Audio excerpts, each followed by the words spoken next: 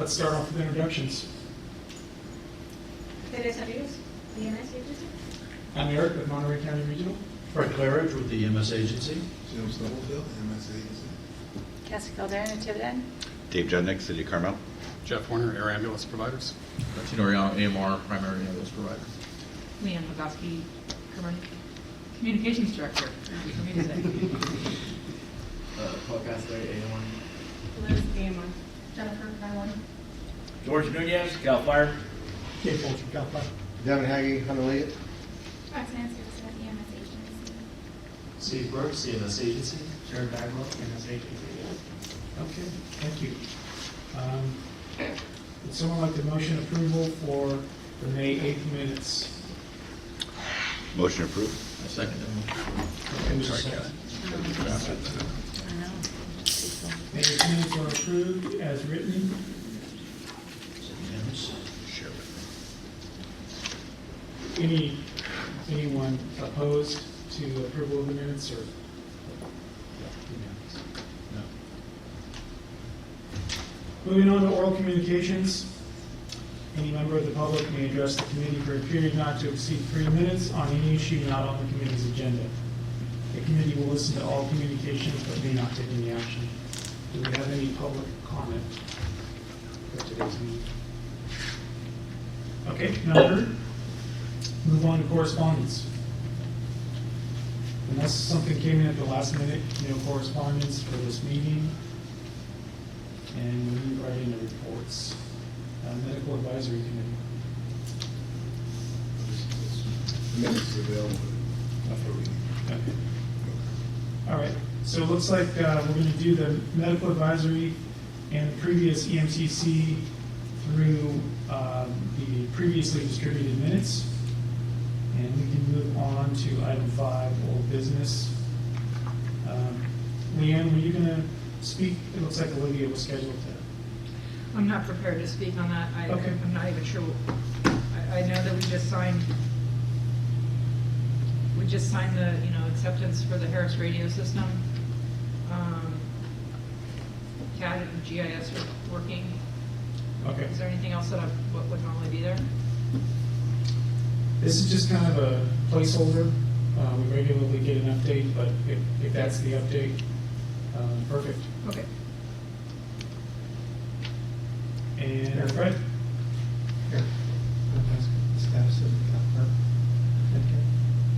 It's stuck in the financial system of Monterey County. I think it went through. That's where it's at. Central Square just purchased, I was talking to Mike about this. Central Square just purchased another company called TELUS that has improved ability to do interfaces. So I'm talking with them right now, rather than going with the old 2015 interface that will be very one-way. If we can help support them in their new efforts to do a hybrid to this TELUS product that they have, that may allow us not only some two-way communication, but also then if we wanted to share that information with CHP or with Santa Cruz, this newer interface has that ability, where the traditional interface, it's just really point to point. So that's not slowing anything down. It's honestly been stuck in the finance system for the better part of the month. Sorry. Leanne, what is it exactly that we're talking about here that's stuck in the finance system? The approval for so the board approved the CAD to CAD. Okay. Any county employee in here knows that just because the board approves something doesn't mean the finance system approves anything. So I've been stuck in the finance labyrinth. Okay. So I should also note I still don't have a budget manager, so that means I've been stuck in the finance labyrinth. So. Okay, any other comments on communications? All right, moving on to item B, Fred will update us on the data project. So I think most of you heard my briefing this morning. For those of you who didn't hear it, we now have Monterey County Regional in our countywide system. So we're really at a point now where we have a complete data system for all of our first responder agencies in the county. which is a good thing. It took a long time to get there, but we're there now, which I think is a positive development. With the HIE, we did a lot of work with the local HIE, Central Coast Health Connect, worked with them. I think I had 6 meetings with them. Our IT people met with them, and on May 30th, they sent us an email saying their leadership had talked it over and decided not to integrate the EMS data system into the HIE. So we're going back to Plan A, which was basically just a directional flow or bidirectional flow from the hospitals to the ESO system. So we're scheduling a meeting currently with the leadership of the hospitals again. We had met with them back in January, I think it was. Sort of got their buy-in, then a couple of the CEOs said, why don't you just join the HIE instead? So we pursued that, like I said, for several meetings and that kind of thing, and then they decided not to do that. So now we're going to go back to the hospital leadership again and say, we still want to do this. What we're trying to get basically is outcome data, the data elements that we've talked about before, ED and hospital diagnosis and discharge disposition. So I'll keep everybody apprised of what's going on with that as soon as we're able to meet with them. And I'm told by ESO that the technical part of it with the various vendors that the hospitals use currently is easy. It's going to be, just getting them to okay it and whatever agreements need to be signed and that kind of thing. So hopefully that'll happen sooner rather than later, but I hate to put a date on these things because I never really know.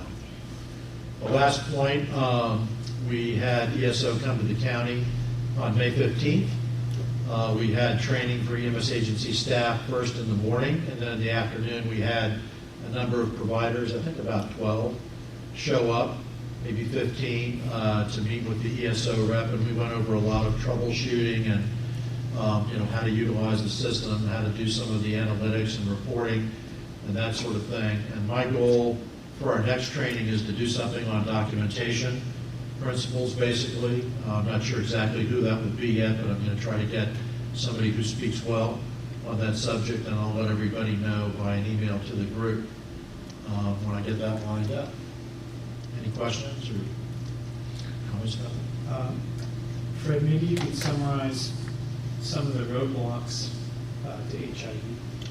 I didn't think we were going to have too many. Basically what happened is we got sort of a tentative okay from the leadership there. So we started exploring it with the people who would actually be responsible for making it happen. We were exchanging technical specifications and all that kind of stuff. We got fairly far into it, and finally the leadership team met again when they had to decide, are we willing to go through with the scope of work, with these parameters and that sort of thing, and that's when the leadership team decided we're not interested. So that's kind of where we are. A long time ago, when we first got started in this process, the HIE actually came after us. That was different leadership, so I guess their mind has changed. Fred, I'd just like to thank you for all the hard work and perseverance you've had with this, because I know it's not an easy project by any stretch, but it certainly is nice to all be under one umbrella in terms of data sharing and collecting in the county. It will really help out. Thank you, Dave. I appreciate that. Okay, unless there's any further discussion or questions for Fred, we will move into the new business. Steve, looks like you're up for policy revision. Yes, well, it seems like we just implemented the latest round of policies and protocol updates and new policies and protocols. We will be initiating the next cycle of policy protocol revisions with an effective date of January 2nd, 2020. This is to replace the usual timeline with a implementation and effective date of July 1, 2020. We will have markedly fewer policies and protocols being pushed forward, but we'll still have adequate time for training. They will be released for training effective September 3rd or October 1st, I believe. They'll be released. So we'll be releasing the updated and new policies and protocols for public comment tomorrow. The public comment period will end August 16th, when the agency will adjust policies and protocols based on the comments, provide our rationale, and bring that back to the committees for a September 11th meeting to discuss the changes and comments. So it replaces, there won't be a July 1 policy cycle, it will move up to January 2nd. Okay, thank you, Steve. Any questions from the committee or the audience? All right, let's move into the controlled substances draft policy. And I had added this as an agenda item, the prescribing physician issue. So, but I'll start with that. Steve will actually start, and then I'll jump in. Okay. Well, as we know right now, we have Dr. Stubblefield, who is graciously had his contract with us as the medical director to provide for controlled substance, to be the right DEA registering for those agencies who would need some help with that. With his leaving the agency at the end of the month, we notified everyone who's used the services that by August 1, they would need to have their own DEA registrant, essentially the prescribing physician. That's where it stands at this point with what I know. I believe Dr. Stubblefield has been, if you don't mind my saying so, has been in contact with the paramedic provider agencies, besides AMR, those who've used his services, and has extended an offer to continue as the DEA registrant on an interim basis, and any arrangement that would be between the agencies and him. So I don't feel I should speak to anything more than that he's extended that offer. Oh, and if you do take him up on that offer, one thing, the memo that came out back in May, that we would need to get the DEA 222 forms back by the end of July. If he's to continue in that role for the agency, as the registrant, that's, the forms would stay with you guys and continue until he's no longer your registrant. Okay, thanks for the update, Steve. Any questions for Steve on Chief? Sure. I'm curious. The choice to no longer have the medical director or the new medical director to become or to take up the prescribing physician role. Can you explain why that's the case, and then whether or not that's a policy choice or a legal requirement to not have the new medical director being prescribing physician for, assuming the same duties that the doctor used to have? That's a good question, and the answer, for the most part, is that as a priority for us to obtain a new medical director, our contact with potential medical directors, they've all been very, very reluctant to assume that role, and ultimately to have a medical director, he chose not to make that a requirement so that we can obtain a medical director and maintain the EMS system. So it wasn't a legal requirement, it was a policy choice? There's no requirement for the medical director to do it or not to do it, so the legal requirements don't come into it. Chief, the first time I did this, like the first 10 years, like 94, 2004, the EMS agency medical director didn't touch it. I think there was one, it's the old Cindy over. Yeah. And I tried to help him out. When I came back, there was a need, and I said, okay. But I think that the right answer is more policy than legal. And I want to say thank you for doing that, and thank you for at least talking to the paramedic providers. I just wanted to know what the thought process was by the EMSA to no longer pursue that, and if it's, as you say, it's more of the potential future medical director position, chose not to, or didn't want to do that? I get that. Or was it something a little more detailed where it was the agency's direction not to even consider? Again, you got the memo, as you reply back to, that outlines a lot of the rationale why it's not a good idea for the medical director to provide that oversight. But the impetus in many ways is, besides those ideas, that the physicians were not interested in doing that. I didn't see that in the letter. No, I did not address that part. The letter, the memo that you received, was mostly about the rationalizing it wasn't a good idea to do so. And again, having the oversight, the medical director has to provide oversight of the system, and if something goes wrong, investigate when they're the register who's responsible for it. Conflict of interest, things like that are already addressed in the memo. Do you know how many times that you've had to investigate abnormalities or in the time in which you were the medical director and the prescribing physician? Once or twice. Was there any significant conflict there? Well, I mean, from my perspective, no, but it's, you know, as I exit that position, I think it's, you know, it's more of a policy as far as what is being necessary or appropriate going forward. There's always a potential for that. I mean, understanding that there was anything. I'll speak to that. In the past, there have been 2 incidents of issues of diversion or potential diversion.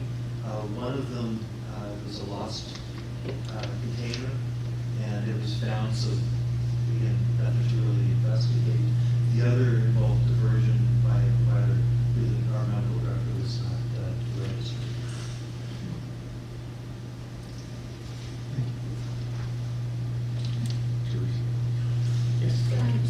Just to let you know, across the state, the majority of the jurisdictions do not have a medical director in the prescribing physician. About 80% of the jurisdictions do it that way, and maybe that's maybe one of the factors in that decision. But so we were in one of the few that had a medical director in the prescribing physician. And like Steve said, the individuals interested in that position with the medical director simply refused to undertake all that responsibility.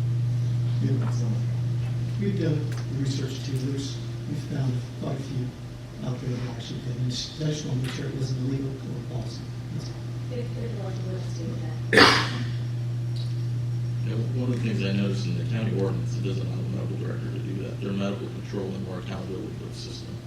So their county ordinance actually doesn't specify that they can be prescribed, so they put them in a quagmire once they start doing that. But again, that's in their county ordinance, so yeah, they can't do that. The procedure already identifies that they're not going to take over that responsibility. Yeah,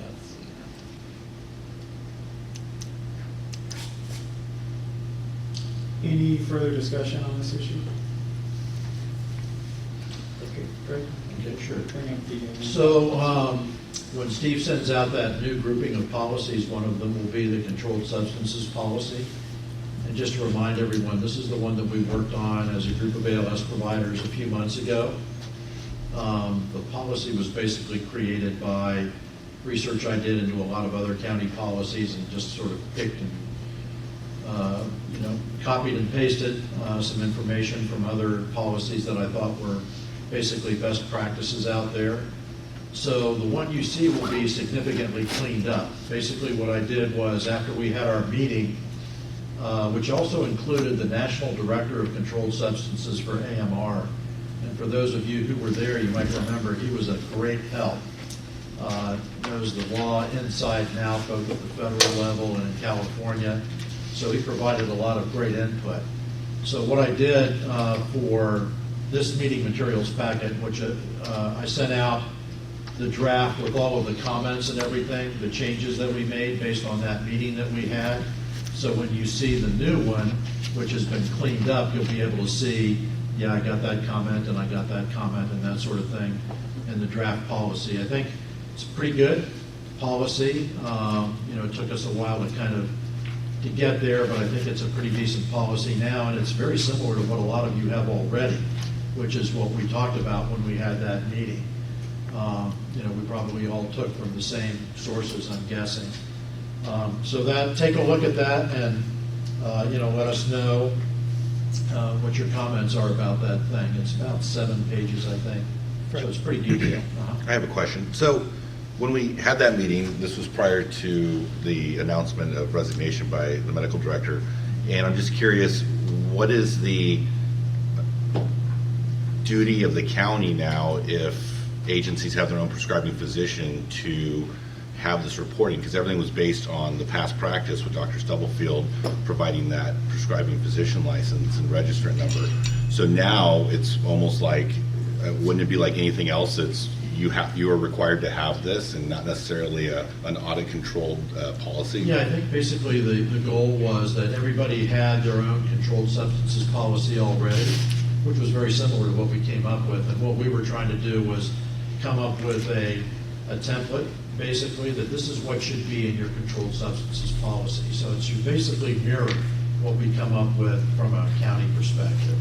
And again, I think when I looked at some of the rest of your controlled substances policies, they were very similar, but the goal was, include every single section that we can think of, storage on the truck, storage in the building, how you receive it, all that kind of stuff, to make sure that we had, a benchmark, basically, and then your policies could sort of reflect that benchmark. And I understand that, but my question is, if agencies choose to have a prescribing physician that's not associated with the county, what is the obligation of the county then to regulate that portion of their operation? Versus, county policy says, I have to have 2 backboards, 4 C-spine kits.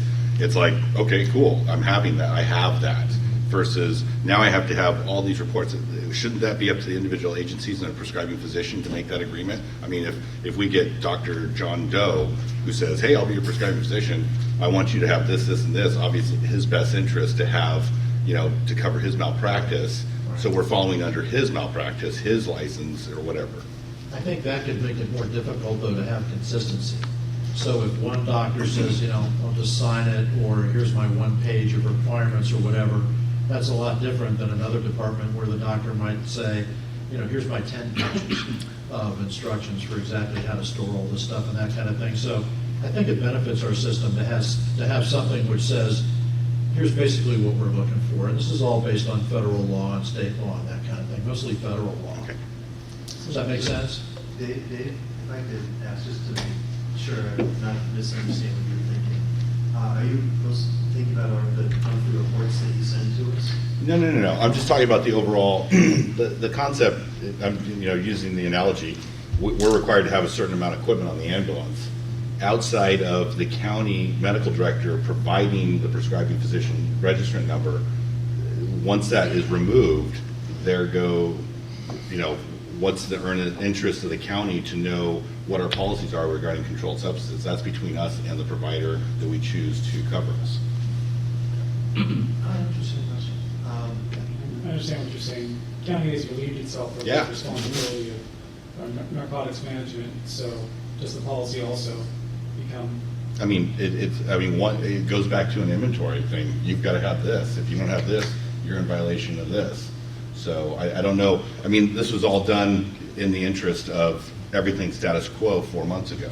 Now things have changed, so the tide has changed. I'm just wondering if that's going to still hold its weight. Actually, though, Dave, because I've read through it a couple times now, and because I said I'd be glad to do this for you guys, and try to jump in at any time. But what it says is, here's the policy. Whoever you got is doing whatever they do, but the agency can come in and in 24 hours, you're supposed to be able to say that you're following the policy. So whether you got Dr. John Bell, me, or somebody else, you still should be following that policy. I don't disagree. So And I think also one of the goals when we did this was, some people said we would prefer some guidance, exactly what do we need to do according to federal law. Oh, no, and this There's is a lot great, and all that it's a great kind of stuff. template to take to a Right. potential prescribing physician and say, Right. hey, we're following this, but I'm just wondering, are we blurring the lines between what we had 4 months ago and what's coming down the road? So that was just my question. So thank you, I appreciate it. I think I was going to echo that. Whoever prescribing physician would be, if they said that this is something they want us to follow, I'd say, okay. But Fred, by the virtue of you saying that the county is no longer going to be the prescribing physician, the overall potential for uniformity and consistency, you've laid that right. And I would say that you would put into policy that we're required to have some sort of control policy in place, and we must follow that as per federal law. But it would be my prescribing physician who tells me exactly how I'm going to accommodate that. But, I think I would go back to my original answer was the idea was to get something out there which basically says here, according to federal law, are, the minimum requirements for how you handle these things. They're controlled substances after all. So, that philosophical discussion can happen at some point, I guess, but I think if you look through that policy, you'll see that 99% of it is basically, this is what federal law says. And that's why it's so similar to what everybody's policy already looks like, essentially. Yeah, I would think that kind of answering both questions, the risk, if you will, the risk management part is decreases exponentially the more people are saying, let's do the same thing.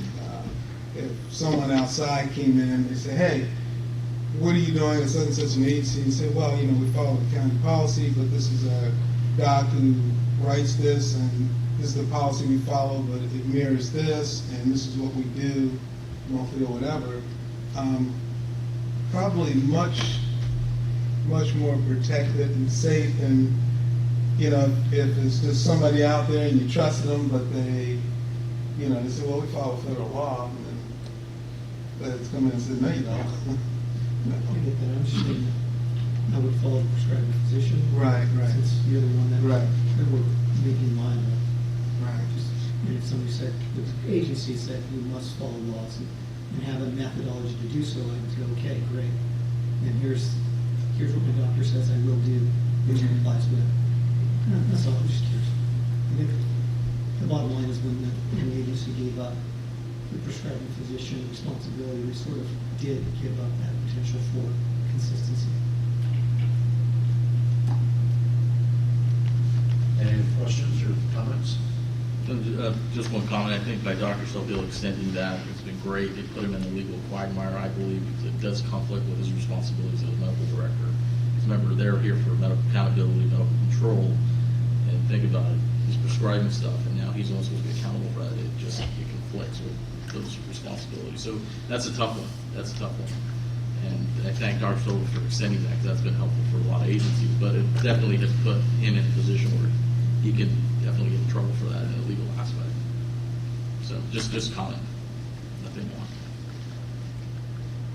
Okay, good discussion. Thank you, everybody.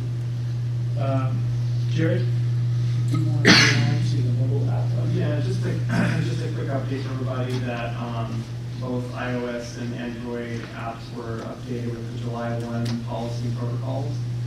So we've looked at it and tested it, so you guys do the same, and any questions or comments about it, let us know, and we'll reach out to the vendor and address it.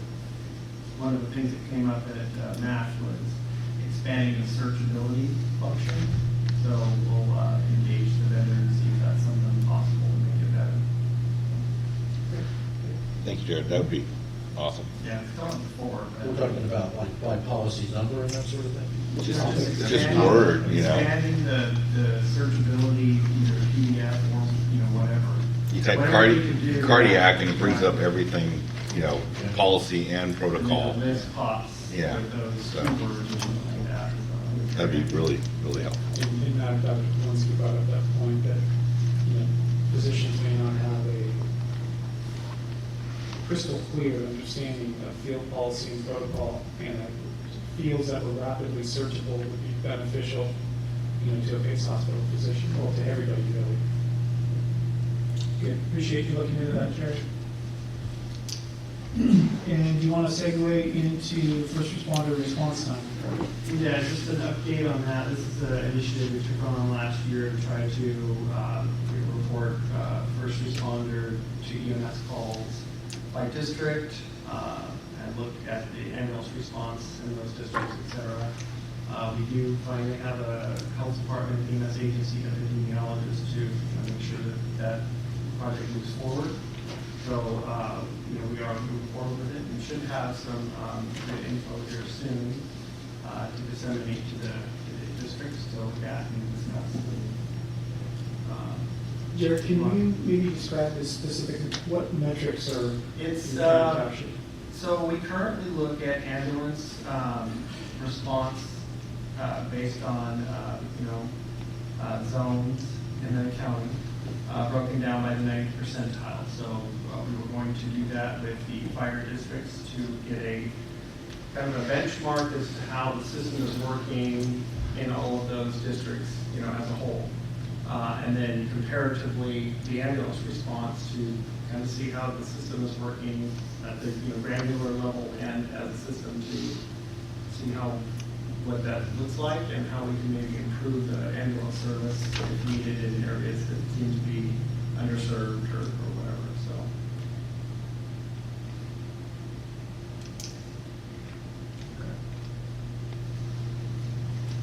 Any questions or comments, Jared? Quick thing, when we're pulling those data points, I just want to make sure that distance is covered too, because, we have a very big area for our response area. And if it's in a cantonment, it's quick response times, but if it's out in the forest, we have an hour response time.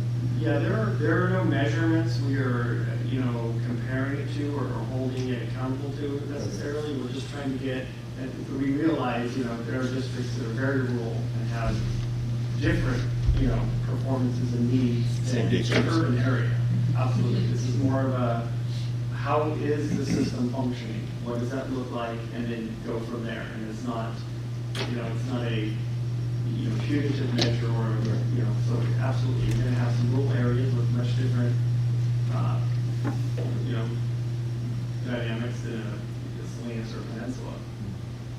So, the ambulance, performance in those areas will be similar too, because the call volume or the sheer ruralness of the calls. So.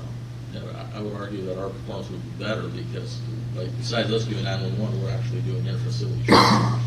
So we're actually doing additional services that we measure as well, from CCT, critical care transport, to inter-facility transports, to 911 transport, standby transport. I mean, we do a lot. So our performance has been really, really hard for us, but we've been maintaining for the most part. I think it really all tell the story, and so we'll be able to discuss it and go over it. And, like you mentioned, work together to try to find ways to make it better. If that's what the data suggests. So we want to get it right, and that's why we need somebody with the tools and experience to mine the data, ensure it's accurate. Maybe we can send that out to you guys to talk about it. Probably be a standing agenda for a while. George, do you have a question? Yeah, I just had a quick question. So in the past, the prison, have they had dedicated 12-hour or 24-hour cars? Because you get well, the other day we had it. 4 patients out of the prison, and right then and there I knew all my ambulances from Soledad South just got tied up. And that means my Lockwood engine, that means everybody south of Bradley on is either crossing their fingers or already ordering an airship right when they get the call, because those 4 are going to transport to the trauma center.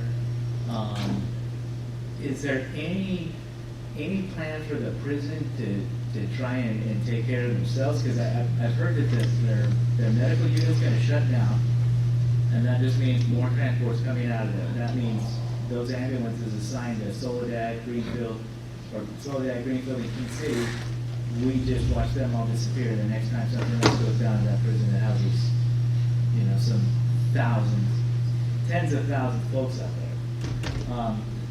Can we hold them accountable? Is there something that CDCR needs to step up and come to the plate with? We do have challenges with that. We've met on a couple occasions, not only with them, but with AMR to try to address that, because you're right, it's a rural location, and these yard assaults turn into this evolving 4-hour NCI. Yeah. And it does put a strain on the system, and that's actually maybe part of that data will show that as, more of an urgent need to address. But we have engaged them. Maybe it should be something we would get them here for to discuss specifically. Maybe that could be an agenda item, but, yeah, it's been an issue for a while, and it continues to be in that area. So maybe, we can engage them through here as well, so we get some attendance. But we have met with them. There's, maybe there are things we can do to pre-plan, if you will. Yeah. And I think that's a lot of it too, is that it's coming down, and even though you may have one injury reported, that's going to end up being 5 to 10 patients as this evolves. Mm-hmm. So maybe we can talk with them about those procedures and come up with a better pre-plan or something. So I think it's a great idea. And how that relates to response times, I think, we'll be working with Roxanne to deal with outliers. So outliers are part of the discussion too. Obviously, some aberrant, mistakes are caught and not collated in the data, so it's as accurate as possible. So, Thank you. Good. Any other questions for Jared? Okay, with that, we are moving into future agenda items, and I just noted prison staff to discuss volume of transport and pre-planning of incidents. Jared, do you have those contacts? I do. I'll work with. We have the chief's contact. Yeah, we met with them not too long ago, and so we'll re-engage and specific to this meeting, invite them perhaps, or is that what you're saying? Absolutely. Okay. Yeah. Quick question, do they utilize ESO? No. It's interesting, we had an MCI review a few months back, I guess it was. And we had the chief and several firefighters from the department there, and then some prison admin people also. The director of safety, I think, that kind of thing. And they have challenges too, as you could well imagine. But it was a good, fruitful discussion, I thought. And the chief actually came to a couple of our meetings, if I'm not mistaken. After that, he wanted to be more involved in what we do here. So I think it would be good to reach out to him again and say, hey, come back and let's talk about this. Access to ReadyNet too would probably be a really good discussion. Maybe get a better picture of how many patients are actually. Yeah, because they come in, you've heard them, one patient, then two more, then 5 more, then. That doesn't give you the number that are on private transport, which is the guards not utilizing EMS. Yeah, one of the things that I remember the chief talked about was even the communications between the medical clinic staff and their own fire department. They would say to the fire department, we have 6 patients, and then 2 minutes later, we have 10 patients. Those situations. They hide their injuries because they don't want to get in trouble. And so as they start locking down and evaluating, these patients start popping up. And it starts off with a couple, and it turns into 10, 12, So with access to ReadyNet, who has access to it now? Well, the comm center, I know EMS, we do the hospital staff. We can create profiles for fire comm, We had a diversion for a trauma yesterday that we had no notifications of, and AMR showed up on scene and said, sees a trauma diversion, so we flew the guy out. But we have no way to access that knowledge. So we need to figure out a method to where putting another dashboard up on NBC may not be the best option. Yeah, a quick one would just be, through Firecom, having a screen up with it, very quickly can get you access to it, and they can see it at any given moment. And there's alerts set up too. Yes, I do alerts on my cell phone. Yeah. Because I have the app on my phone. I get emails or texts, whatever I prefer. I do Yeah, it's an infrequent circumstance, but something similar to that happened last year. And I think one of the discussion points was just, I know it's low tech, but if 911 communications have that information, you could send out a notice countywide that the trauma center is on diversion. This past weekend, I knew about the trauma center being on diversion because they had an issue with their surgical suites, the Yeah, anesthesia they found mold. machines. Exactly. Any status Mold. change, you go to your phone. I just came back. But the interesting thing, to your point, Scott, is that when I talked to EMR dispatch, I said, now does Firecom know about this? And they said, yes. So we need to make sure. So that I was gets going to out. bring that up because I was contacted by one of the trauma nurse practitioners yesterday that works for us part-time and was provided that notification. So where is the ownership and accountability for a consistent notification? Because if it wasn't for that call, we wouldn't have ever known. And I wouldn't have been able to update our comm center. We're not monitoring right now. We're statusing them right now, but we're not monitoring it. So, yeah, and then I emailed Julie Ramirez as a contact and never got a response. So there's obviously a breakdown there because there's technical issues. Status in the hospital. Yeah. That's something we need to address. Well, we used to do it all the time with our CT scanner, for stroke and stuff. And so it's not, I mean, somewhere, I think over the course of a couple of years, we've moved on to different, announcements and things. And I think that's something that's relatively easy to. This trauma MP has stated that they notified the LIMSA, and we're under the impression that the LIMSA had some accountability there, but that's obviously not the case. Well, we were notified. I was notified as a duty officer, so I had like 15 phone calls with various hospitals and with AMR dispatch several times. I think twice I said, make sure Firecom knows, so that didn't happen. And you guys also, everybody should know.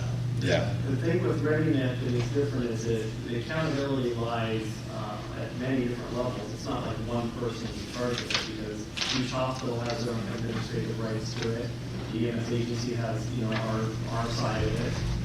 Firecom, could, see the statusing of the helicopter or the aircraft in the area, or the hospital, ED, CT, advisory status and stuff just through looking at the website. So,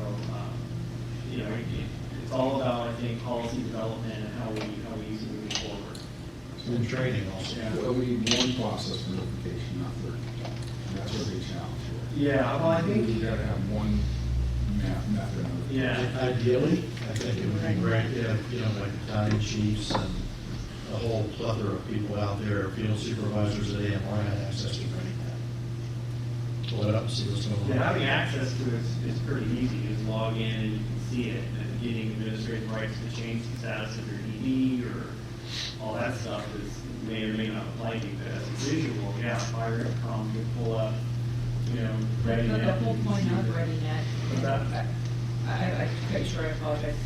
The whole point of ReadyNet, and I'm kind of going off my previous county's experience here, that's why I'm kind of looking at Jen to just kind of get what our local practice is here. The whole point of ReadyNet is to take the dispatch centers out of, hey, you're going on a call, it's you don't care unless you're going. Okay, they're on diversion. Okay, hey, they're on diversion. Oh, hey, they're on diversion. So the dispatch center is like having to tell everybody because nobody cares until it matters to them. And so the whole point of ReadyNet was that the notifications were, and so that each individual person went, yes, I accept and I acknowledge. So we can do a lot of things, but if we're going to circumvent the system of how ReadyNet, I believe, was intended, was that it was put out to the field or the paramedic supervisor or whoever. I just want to put that in because, comm center can always do another notification, but which notification are we going to forget this time because we've got a lot of notifications. That's my only kind of guideline of information. Yeah, those procedures are within, you guys can discuss that, but the access could be at the individual level and at the, fire call level, so they know what the status is at any given moment, the MCI stuff, the EMS, enters, so, yeah. Where it's used in other systems, like where I came from, it's a tool, really. It's a snapshot in time of what's going on in the system. What's the status of the hospitals, are the helicopters in service, all that sort of thing. And it works well, and field suit having access to it, or battalion chief having access to it. If you've got an MCI or something like that, you can pull the screen up and take a look at what's going on. So it sounds like we have some work to do in this bid. I just heard about this, so they were down for 2 days. I think of one. Yeah, they were down from about, let's see, it was about 10:30 in the morning until about 2 or 1 o'clock the next afternoon. So, was there any, I mean, were people being ground transported to Santa Clara for trauma? Yeah, there were a number of patients that were taken out of county. By air, I'm just asking because you start, There were 6, if I'm not mistaken, Laura followed up on you that. start running out of air resources, next thing you know, we're putting ground units. It's kind of an unusual situation, from what I understand, there was fungus or something like that. Black mold. Yeah, found in one of the anesthesia machines. So the CEO said, shut all the OR suites until we figure this out. That's what happened. Do we have a contingency for that? Because I don't think anybody's ever anticipated that. I mean, I think we just saw the contingency. Yeah, it was a new one for us, it was a new one for you Yeah. guys too. So it sounds like this is an infrequent event, but it has significant consequences for hospitals, pre-hospital providers. I think we should pay attention to this. Well, yeah, that was brought up while we were talking about the prison, so maybe reading that be another discussion point as to, we brought it on board, to get used to it as a visual tool, but there are other things, down the road that can be incorporated into the MCI plans and stuff like that. So those are discussions to be had. These things do happen. A few days before the trauma center issue, SBMH had to close their cath labs because they And had a their OR. software problem. Well, then they had the OR down for sterilizing, so they were sending Yeah, us. they had that a few weeks ago. Right? And you can, every day they updated it, and it's easy to follow. It's user friendly, it's very easy to navigate. So let's agendize this and start looking through the issues. I'm just wondering, I mean, I know it's preliminary, but I'm just wondering if something like that happens, a multi-day event where we lose our trauma center, it's, instead of trying to incorporate transport an hour away for the number of traumas we're seeing 3 to 4 a day. Those can all be at the same time. They can be spread out, evenly. Is there some contingency to go back to our primary hospitals, our primary base hospitals to get them? I do believe that there were a number of patients, 3 maybe, taken to SBMH with minor stab wounds. Minors. It's a tough question. I know, I realize that. If you just look at the history of what we've done, we had no trauma center, so you go to the closest and most appropriate and so on.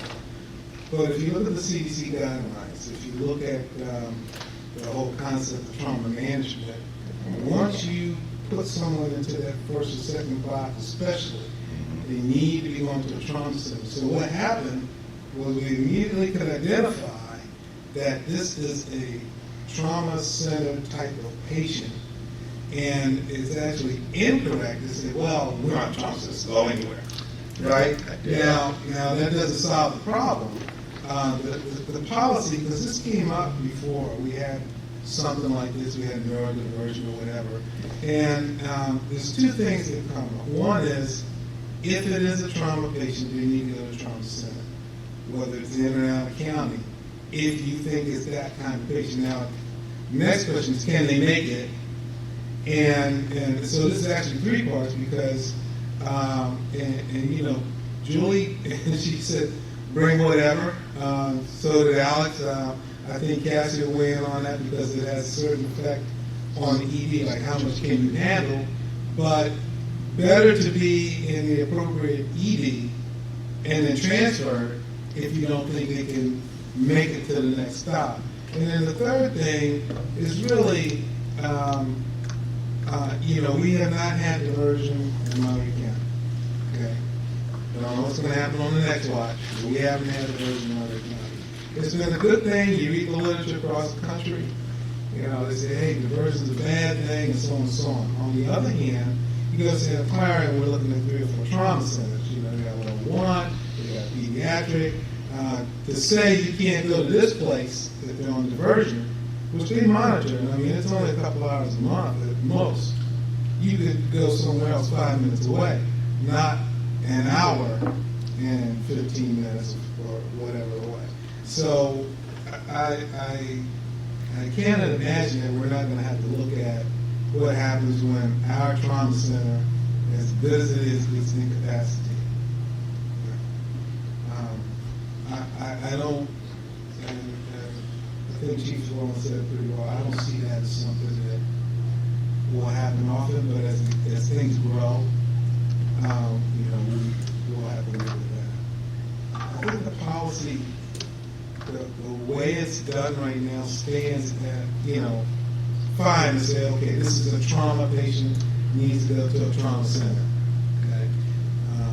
If you look at the bypass time, so to speak, the diversion time, I mean, it's usually well under an hour for these guys. And so this is sort of a rare sort of, so it's something to look at, you know, the way it's. Yeah, because like you said, you know, you're 5 minutes between a couple up there. Here, if we're going to do that hopscotch, and you know, you're going to try to make the cannonball run, you know, so to speak, to Santa Clara. Once you get past, you know, 156 and 101, it's a slim shot, especially if somebody starts deteriorating on you. Gridlock. Well, and or if maybe gridlock at the rock, you know. So it's you know, you've got a lot of different angles going there versus, like you said, getting someone. If you can't fly them, that's obvious. Getting someone to a facility to arrange that, because you might even be able to get somebody to the airport on IFR. Yeah, back me up. Versus just you know, a free space landing in a parking lot somewhere. So I mean, just those types of things. If you look at well, pediatrics is a good example. Patients designated that they should go to a pediatric trauma center. We're going to go to a pediatric trauma center. We don't have one in the county, but we've worked it out among ourselves that if they can't make it, they will go to our adult trauma center and get treated and transferred. You know, the step down from that, if you look at adults, gets a little more complicated, because I don't know what a minor stab wound is unless it's in the leg. You know, I've done a lot of trauma. You know, but you know what I mean? I've seen little things here that were lethal. You know, it's kind of, and I've had handoffs that were, you know, oh, this is minor. It's like, oh, no, it's not. But you don't always know until you see it. So again, there's the danger of saying, okay, this is a block 2 type patient with penetrating trauma to the torso. Well, you don't know if it's little stabs like that or if it's something that went in and hit the pericardium. You don't know.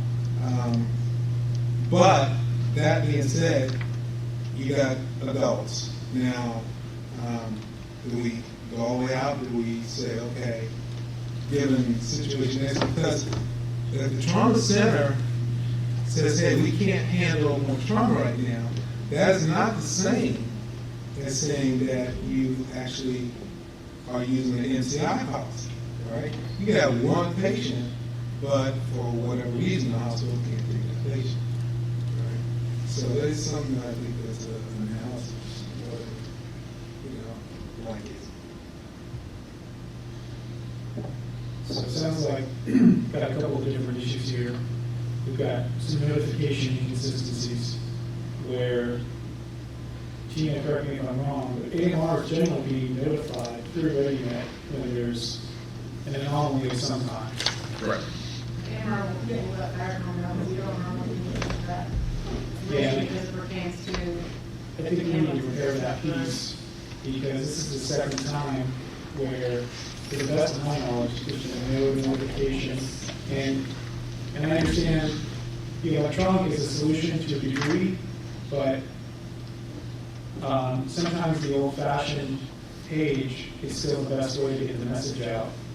Because, you know, speaking for our district, for 400 square miles, we have challenges with connectivity, we have challenges with cell response. It's just not going to work. whereas we're always going to hear a page. And going back to what Dr. Stubblefield said, I remember those neurodivergence 15. I mean, it worked. You didn't go to trauma because you heard they can't take that patient.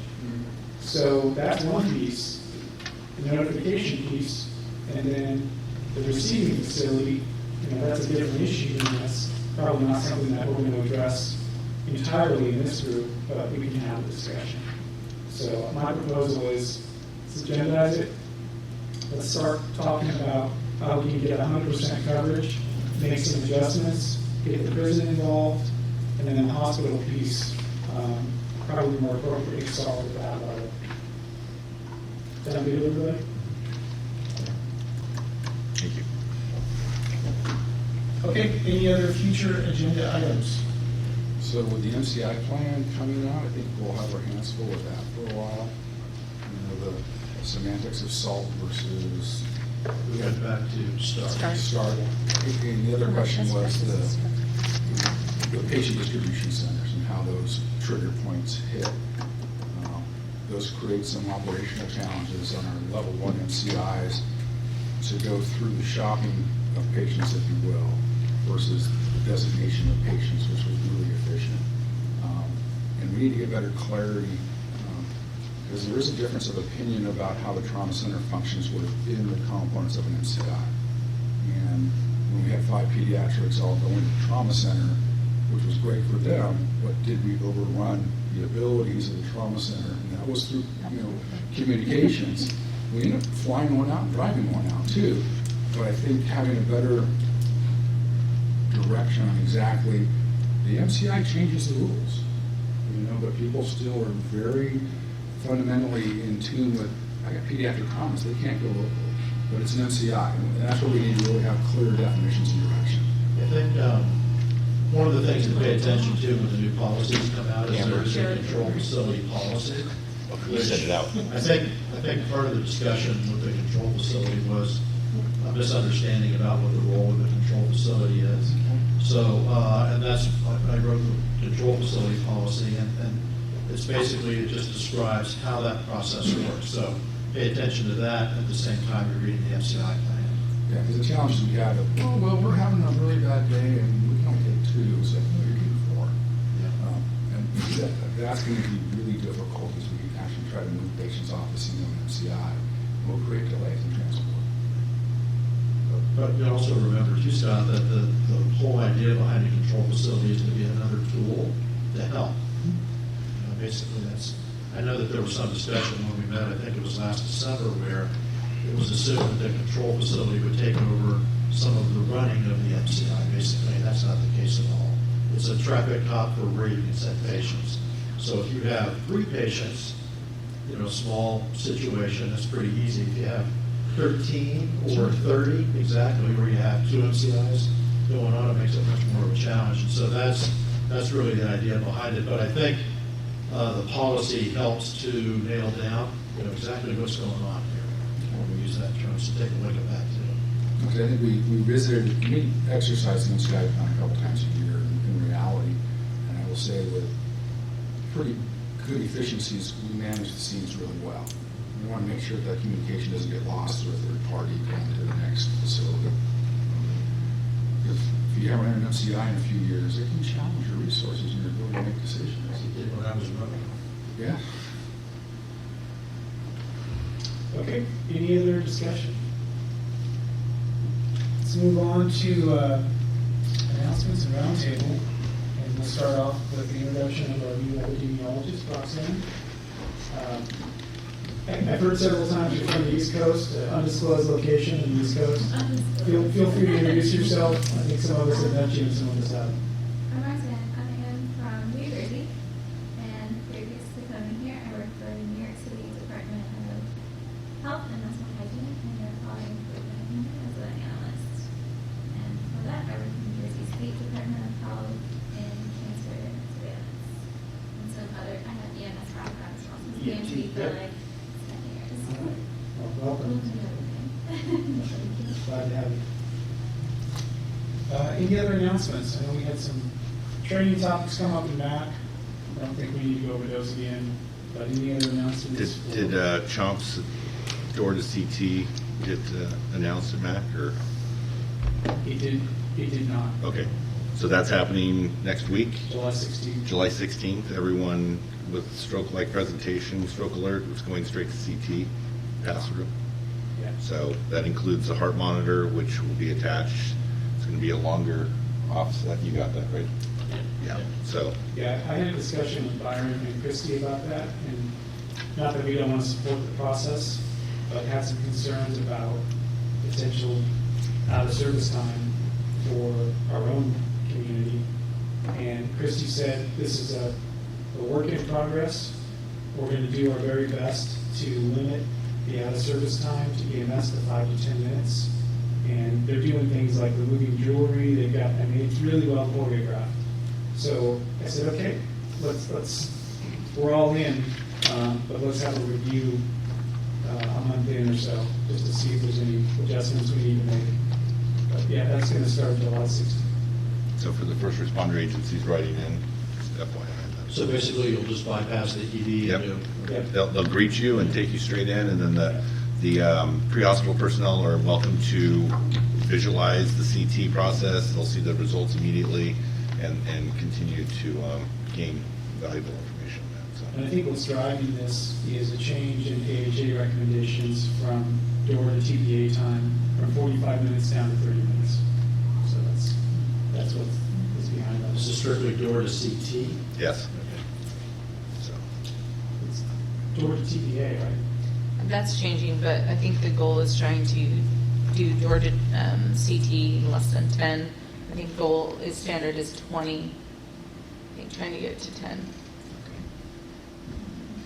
And just personal experience, I mean, for whoever is available to do it, the last STEMI that we transported to Chomp, we were fortunate enough to be able to go to the cath lab and watch the entire process, basically from gurney to procedure completion. And so it's just, I mean, sitting there doing your 1 hour PCR, watching the process is pretty cool. Yeah. So. And I think all three hospitals have been very receptive to continuing the learning process once the patient